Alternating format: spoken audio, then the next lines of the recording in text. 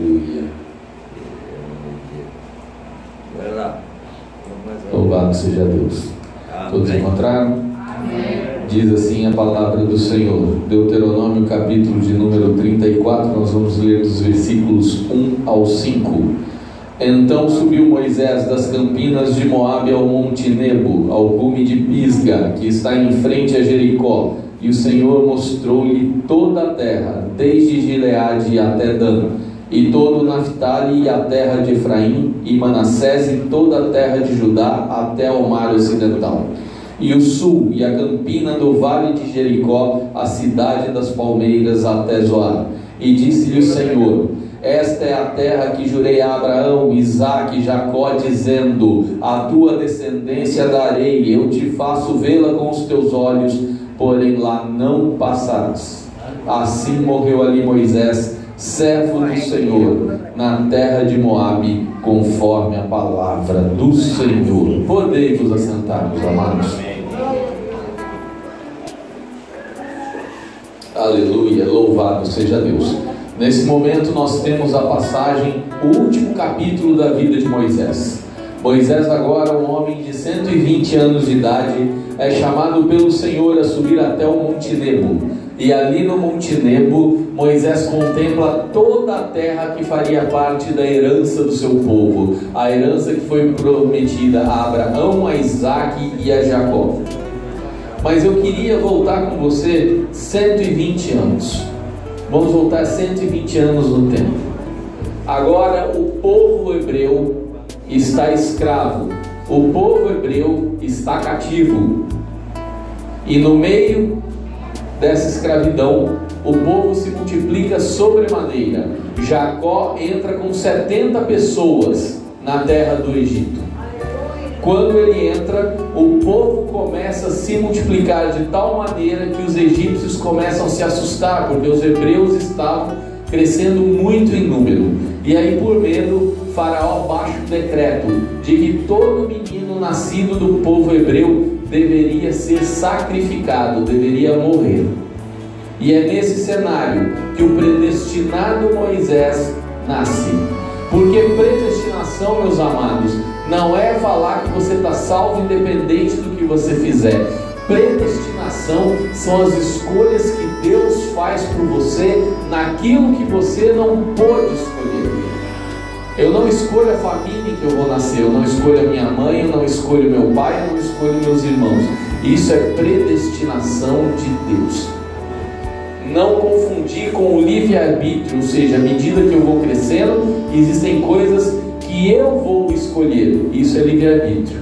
Agora, tem coisas que eu não vou escolher. Isso é predestinação.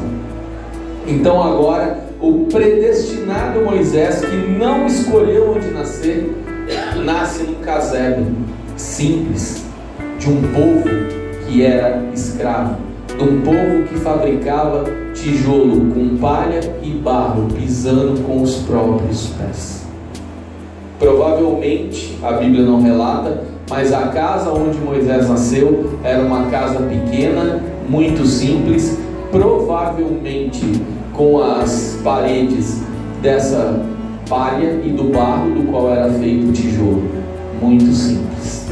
E agora Moisés nasce, e as parteiras que estavam incumbidas de identificar quem eram os meninos, porque somente os meninos seriam sacrificados, nasce Moisés. E Moisés, ao nascer, as parteiras mentem e não entregam aquele menino. Sabe por quê, meus queridos? Porque quando nós somos predestinados por Deus, até o ímpio vai ajudar o nosso caminho. Moisés pode não ter escolhido onde nasceu, mas Moisés foi predestinado por Deus para grandes coisas. E aquele menino vai crescendo, vai ficando mais forte, e agora o choro dele já não pode ser escondido. Imagina uma casa pequena, simples, com paredes finas. Agora aquele menino, o choro dele está a plenos pulmões. Não dá mais para esconder o pequeno Moisés dentro de casa. E agora Joquebede, numa atitude de fé, unge uma cesta com betume, coloca aquela criança dentro da cesta e instrui Miriam a colocar aquela cesta dentro do rio Nilo, num amontoado de juncos. Então, quando a gente vê nos filmes, os desenhos, né, aquela cestinha passando lá pela boca do crocodilo e tal, tudo aquilo é mentira. Na realidade, ela foi colocada dentro do Nilo, a cesta, mas no junco, porque o junco ele cresce de dentro do rio. Então aquele cesto ficou parado ali. Só que Miriam foi orientada a colocar aquela cesta naquele junco, próximo aonde a irmã de Faraó se banhava. E aí eu queria dizer para você que quando você é um predestinado, quando você é ungido de Deus, o que para os outros é para a morte, para você é o caminho da vitória. Porque as outras crianças hebraicas, elas foram as outras crianças, filhas dos hebreus, elas eram levadas até o rio para morrer. Mas quando você está revestido, você vai para o caminho da vitória. Está entendendo quem é você na presença de Deus? Para os outros é a morte, mas você vai revestido pelo Espírito Santo. Então pode ir tranquilo que é caminho de vitória. Aleluia. Louvado seja Deus. Engrandecido seja o nome do Senhor. Aleluia. E meus amados, quando nós estamos com Deus, as coisas que acontecem, o que para os outros seria a morte, para nós é caminho para a vitória. Ontem à noite eu estava muito cansado. A gente tem enfrentado uma batalha espiritual muito intensa, né? E é assim mesmo, quando a gente está incomodando o inferno, a batalha é intensa. E ontem, muito cansado, eu fui dormir. E pouco antes de dormir, eu fui arrebatado em espírito. E ali, quando eu vi, o Senhor já tinha falado comigo, né? Que eu subi as alturas, agora está na fase de ir até as profundezas. E ali, de repente, quando eu estou ali nas profundezas, eu dou de cara assim, como foi o meu susto, né? Eu estava em águas muito profundas, águas escuras, e de repente eu vejo um tubarão.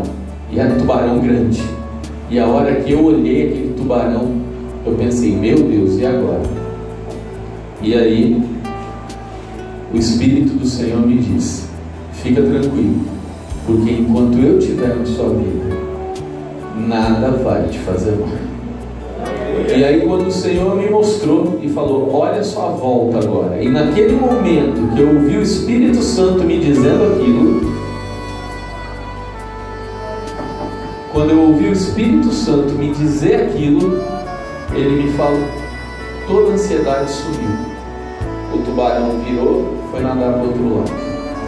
E ali o Espírito do Senhor me falou, agora olha a sua volta. E era linda uma paisagem.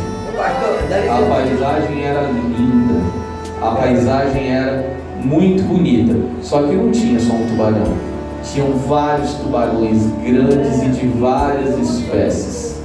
E aí, ali eu não tinha mais medo. Por quê? Porque quando nós estamos revestidos do Espírito Santo de Deus, nós não precisamos temer as feras, como Daniel não temeu na cova dos leões.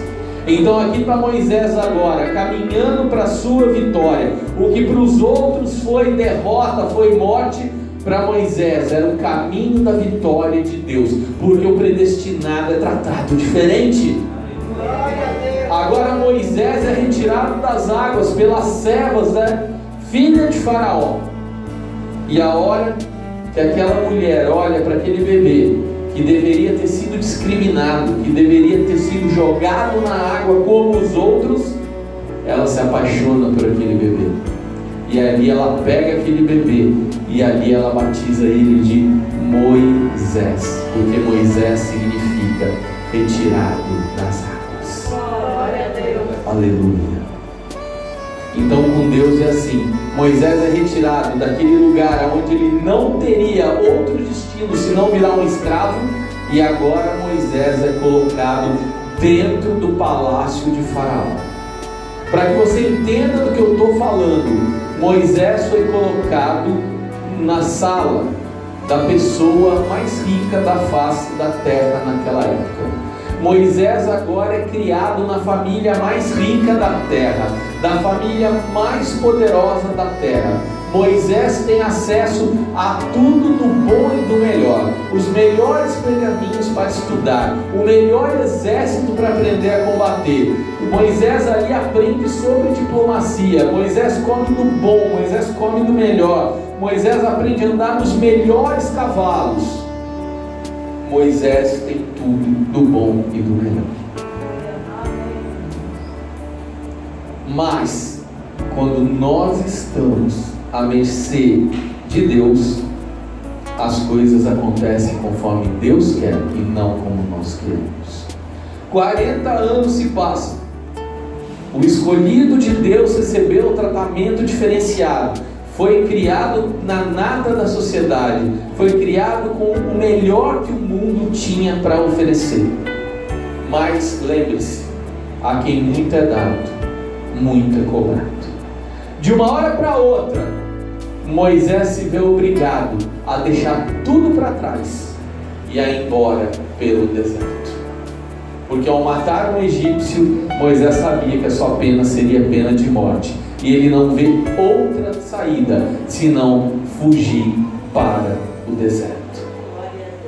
Olha para o irmão que está do seu lado e fala para ele: quem te manda para o deserto é Deus. Porque agora existe um outro lado da vida de Moisés que tem que ser trabalhado para que ele possa fazer o que Deus tem na vida dele. Então muitas vezes nós não entendemos, está tudo tão bom, está tudo tão bem, e de repente de uma hora para outra vira tudo, né? Levanta para minha mão aqui quem nunca passou por isso.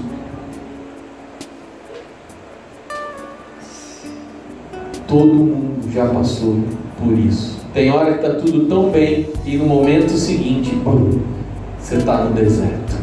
Mas não se preocupe, Deus está no controle. Porque deserto na vida do ungido é preparação. Agora, deserto não é só derrota não, irmãos. Porque foi no deserto que Moisés conheceu Zípora, casou com ela, teve 2 filhos. Foi no deserto que Moisés conheceu Zípora. Foi no deserto que Moisés conheceu Jetro, ou Reuel, que foi mais do que um sogro, foi um amigo, foi um conselheiro. Foi Reuel que falou para Moisés quando a carga estava muito pesada: divide, delega, selecione sábios para te ajudar. Você não pode carregar esse povo todo nas costas. Que coisa boa a gente ter um conselheiro sábio quando a gente precisa, né? Então, foi no deserto. Por quê? Porque na dificuldade, Deus prepara pessoas que serão importantes na nossa vida. Quantas pessoas importantes na sua vida você não conheceu na hora da dificuldade? Porque a palavra fala lá em Provérbios: na dificuldade nasce o irmão.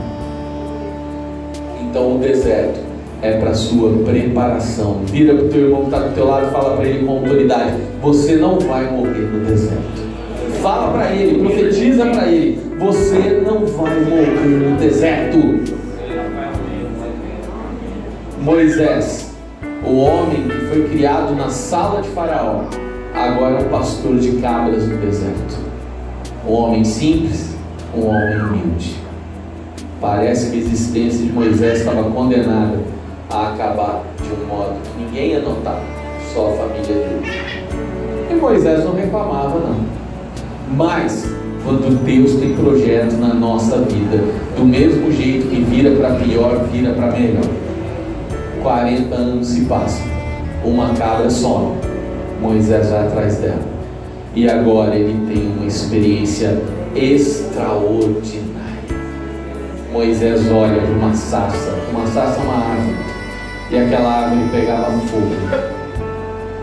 Só que tinha uma coisa: o fogo não se consumia. E Moisés fica intrigado. Quem de nós não ficaria? Imagina você ver uma árvore pegando fogo e o fogo não pega na árvore. E aí Moisés se aproxima para ver o que estava acontecendo. E quando ele chega muito próximo, ele ouve: tire a sandália dos teus pés, porque o lugar que você está pisando é santo. Está entendendo o que tem no final do deserto? Está entendendo o que tem no final da provação? No final do deserto, no final da provação, tem encontro com Deus. Jó passou 40 capítulos sendo torturado psicologicamente pelos seus amigos, para no final poder declarar: antes eu ouvia falar de ti, agora os meus olhos te veem. O final do deserto tem visão de Deus. Agora Moisés vê Deus. E aí, provavelmente Moisés já tinha feito seus planos de aposentadoria, estava tranquilo, ia acabar sua vida apacentando cabras, criando seus filhos, ali numa boa velhice com Zípora. Mas os planos de Deus eram diferentes, camaradas. Os planos de Deus eram diferentes. Moisés se encontra com Deus e Deus fala para ele agora: te escolhi para libertar o povo. Moisés é confrontado, porque essa é outra característica de Deus. Deus nos confronta. Foi falado aqui, né, que a irmã Solange falou, não, às vezes a gente acha que é muito bom, que a gente está fazendo muito para Deus. Pode ter certeza, quando você fica face a face com Deus, Ele te confronta. Eu sei do susto a hora que eu vi aquele tubarão, e Deus me confrontou. Eu preciso confiar nele, não tem nada que eu possa fazer naquela situação. Aquela é uma situação espiritual. Tem coisas da nossa vida que são espirituais e elas são resolvidas espiritualmente. Deus nos confronta. Como foi dito aqui, nós nunca estaremos fazendo demais para Deus. Ele fez muito mais por nós. E agora, Moisés, ao ser confrontado, qual é a nossa primeira reação quando Deus nos confronta? É falar que a gente não consegue, se agarrar na primeira desculpa. Até hoje os teólogos brigam com essa história de Moisés responder que eu sou boca pesada. Alguns falam que ele era gago, alguns falam que ele não sabia falar. O que era que deixou de ser eu não sei, mas eu tenho uma certeza, era desculpa. Porque quando Deus nos confronta e fala que quer mais de nós, qual é a nossa primeira reação? Dá a primeira desculpa que vem na cabeça. É ou não é verdade? Ah, eu não posso. Ah, eu sou doente. Ah, eu estou cansado. Ah, eu tenho que trabalhar. Ah, eu tenho que estudar. Nessas horas até estudar, né? Ninguém gosta de estudar, mas na hora que é para fazer a obra de Deus, aí o sujeito lembra que tem prova, lembra que tem aula, né? Nessas horas a gente vira o melhor funcionário do mundo, né? Ah, não, tem que trabalhar. Nunca foi essas coisas todas, mas a hora que tem que fazer a obra de Deus, porque quando Deus nos confronta é assim, a gente fica com medo. Moisés vira e vai falar: o que é que eu vou falar para aquele povo quando eu chegar lá? Deus vira para ele e fala: eu sou o que sou. A tradução ao pé da letra do hebraico dessa expressão é: eu sou o que você precisa que eu seja. O que você precisa? Você precisa de um renovo? Ele é. Você precisa de vitória? Ele é. Você precisa de consolo? Ele é. Você precisa de alegria? Ele é. Você precisa de paz? Ele é. Ele é o que você precisa que Ele seja. Agora entenda a diferença com o que tem sido pregado por aí. Ele é o que você precisa, Ele não é o que você quer. Que tem gente por aí querendo fazer Deus de empregado. Eu determino, eu falo. Ei, se toca, se coloca no seu lugar. Ele é o Senhor Todo-Poderoso. Mas pode ter certeza, aquilo que você precisa para fazer o que Ele quer, Ele vai te capacitar. Era isso que Ele estava falando para Moisés. E agora Moisés chega. Moisés volta para o Egito. Moisés, cheio da autoridade de Deus, acabou a boca pesada. Chega lá e encara o homem mais poderoso do mundo frente a frente. Ele e seu irmão Arão, seu irmão mais velho. Os sinais, quem não conhece a história de Moisés? O mundo inteiro conhece a história de Moisés. Não precisa ser crente, não precisa ser judeu. Todo mundo conhece a história de Moisés. Todo mundo conhece as 10 pragas que Moisés foi usado por Deus para liberar sobre o Egito. E agora Moisés vai liderar a maior igreja que já se teve notícia. 600.000 homens acima de 30 anos de idade. Os historiadores chegam num consenso aí de 1,5 milhão a 2,5 milhões de pessoas, considerando mulheres e crianças. E agora essa igreja sai para o deserto, liderada por Moisés. Nesse período, Moisés, o grande profeta, Moisés, o grande legislador, escreve os 5 livros conhecidos pelos judeus como Torá, a base da lei do povo judeu. Os 5 livros escritos por Moisés. Quando nós voltamos ao tempo de Jesus, existiam 2 seitas predominantes no Sinédrio: os fariseus e os saduceus. Os fariseus consideravam os 5 livros de Moisés e mais os livros históricos e os profetas. Os saduceus só consideravam os 5 livros de Moisés. Então Moisés era inquestionável. E agora este homem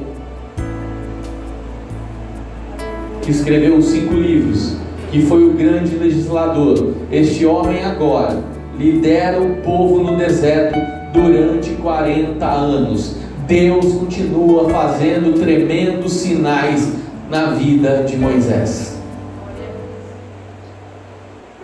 E agora nós voltamos lá onde a gente começou, quando eu comecei a pregar.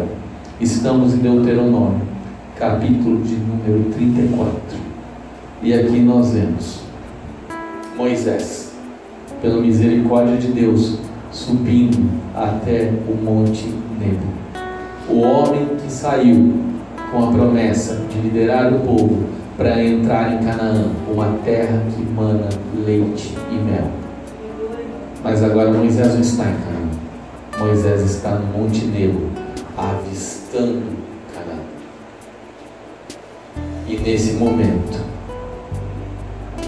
Deus vira para Moisés e fala: contempla toda a terra que eu vou dar conforme prometi a Abraão, a Isaac e a Jacó. E Moisés: sim, Senhor, morre. E aí eu queria te perguntar nessa noite: o homem que fez tudo isso que eu acabei de falar para vocês, o homem que liderou o povo no deserto por 40 anos, na hora de entrar na terra prometida, não vai entrar.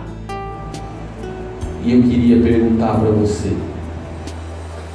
o que deu errado? O que deu errado? O grande legislador, o grande profeta, a Bíblia declara que não houve outro como Moisés, que falava com Deus face a face. O que deu errado? Por que Moisés não deu?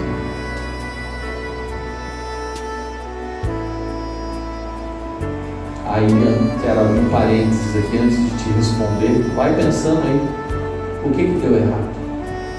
E eu queria perguntar para você: você é daqueles que fica cantando, quem tem promessa de Deus não morre? Não morre não, porque tem a fé de Abraão. Quem tem promessa de Deus não morre não? Você fica cantando? É? Quem tem promessa de Deus não morre não? Moisés tinha promessa e Moisés morreu. Sabe quantos saíram com a promessa do Egito? 600.000, com a promessa de herdar uma terra que manava leite e mel. Sabe quantos entraram? 2, Josué e Caleb. Vai nessa de quem tem promessa de Deus não morre não. Morre sim. Morre sim. Moisés tinha promessa. Moisés liderou o povo até a promessa. E aí ele só vê Canaã. Pergunta para mim por quê? Com essa vontade toda nós vamos embora agora, igual a bênção apostólica. Pergunta para mim por quê? Por quê? A resposta, meus amados, se chama desobediência. Volta comigo para Números capítulo 20. Em Números capítulo 20, o povo está reclamando da falta de água. Moisés chega e bate na rocha, e a rocha começa a verter água, e o povo mata a sede. Imediatamente o Senhor repreende a Moisés e a Arão, porque não confiaram em Deus.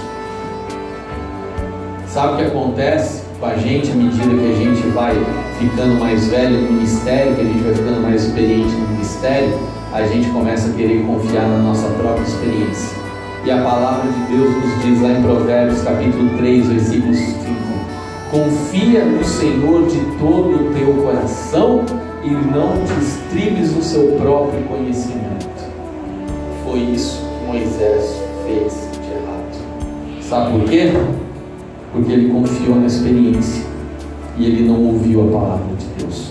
Porque lá em Êxodo, no seu capítulo de número 17, o povo teve sede e o Senhor falou para Moisés: bate na rocha com o teu cajado e a sede do povo será saciada. Moisés foi lá e bateu com o cajado na rocha e saiu água da rocha e o povo foi saciado.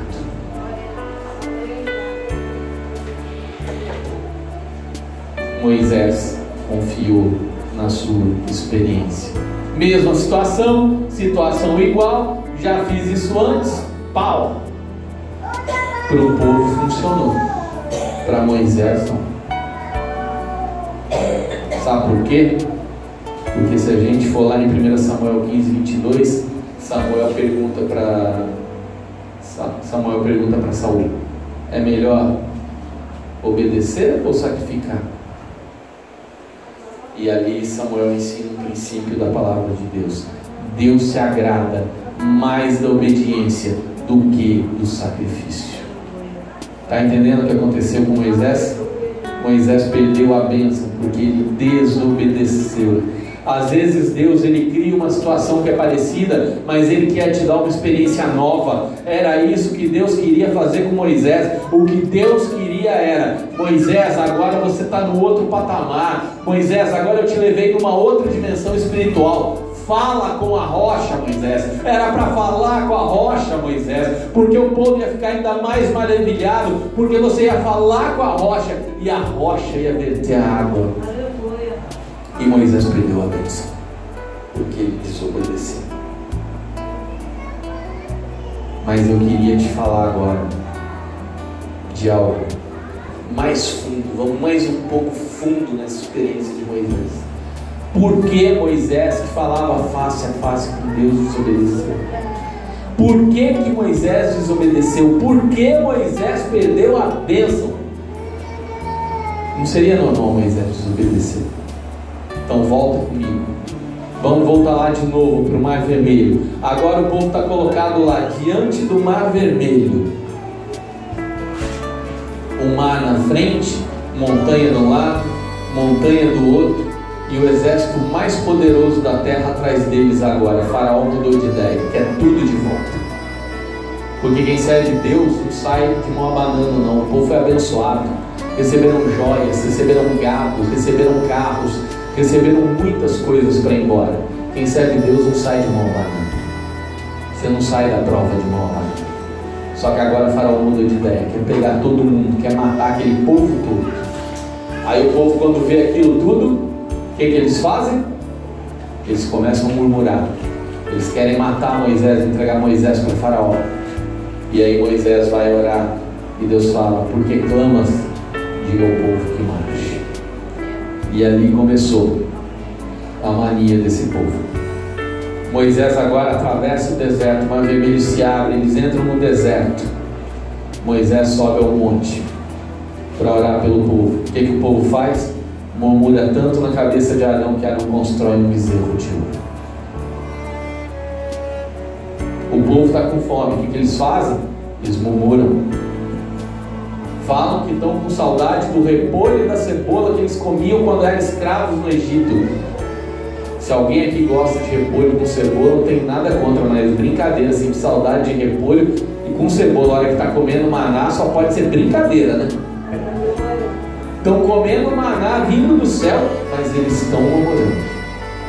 E aí, para você entender o que é essa murmuração, porque às vezes a gente lê a Bíblia assim, e o povo murmurou contra Moisés. É uma linha, né? A gente não sabe do que Moisés passava. Flávio José, em sua Antiguidade dos Judeus, ele vai nos explicar o que era essa murmuração. Imagina 2,5 milhões de pessoas acamparem na frente da sua tenda e ficarem fazendo panelaço uma semana toda. Era isso que eles faziam. Era essa a gratidão que eles tinham por Moisés. Uma semana lá fazendo panelaço e reclamando de qualquer coisa, gritando e reclamando. Aí eu queria te perguntar: quem não sai do sério assim? Quem aguenta um negócio desse? Né? Se aguentar às vezes 2, 3 murmurando na cabeça já é difícil. Imagina aquele povo todo acampado na frente da sua tenda, batendo panela e reclamando uma semana inteira. O povo murmurava contra o maná, o povo murmurava por falta de água. O pior é que Deus tinha misericórdia e supria, porque eles precisavam de água, eles precisavam comer. Mas sabe o que aconteceu? Esse é o murmurador. O murmurador é assim. O murmurador é aquele que acha que quem não chora não ama. Quem não chora não ama. O murmurador, ele não dá valor em quem intercede por ele. Moisés pagava o preço por aquele povo. E o que eles faziam? Vira e mexe, eles queriam matar Moisés. O murmurador é assim. Não espera que o murmurador vai dar valor na sua oração. Não espera que o murmurador vai dar valor na sua amizade, não. Sabe o que o murmurador faz? O murmurador elimina a sua energia, elimina a sua vontade. Prova o que você está falando na Bíblia? Provo. Porque o murmurador é o seguinte: não, Deus está respondendo, está bom, está tudo certo. Deus está feliz comigo, Deus está satisfeito comigo, porque tem um trouxa lá pagando preço no joelho.